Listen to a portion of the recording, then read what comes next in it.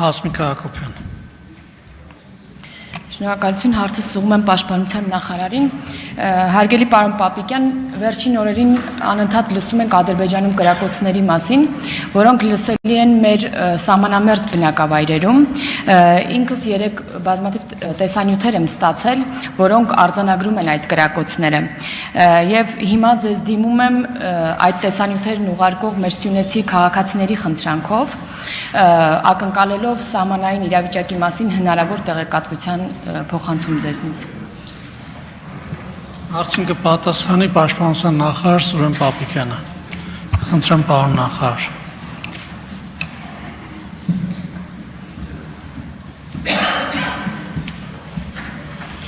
Շնորհակալ եմ Տիկին Հակոբյան հարցի համար։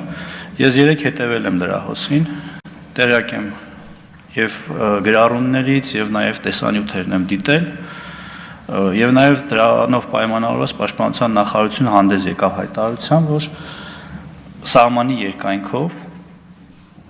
լինում են դեպքեր, երբ կան կրակոցներ, սակայն դա Հայաստանի Հանրապետության ուղղությամբ չէ։ Եվ բնականաբար դրանք այն դեպքերն են, որոնք վտանգ չպարունակելով մեր կողմից հայտարարության չեն արժանանում։ Իհարկե, Պաշտպանության նախարարությունը ուշով հետևում է ամենին, եւ դրա լուծման ճանապարհը մենք կարծում ենք, որ դիվանագիտական ճանապարհն է, եւ մենք հարցի կարգավորումը հենց այդ կերպ ենք պատկերացնում եւ իրականացնում։ Արձագանք։ Շնորհակալ եմ։ Շնորհակալություն։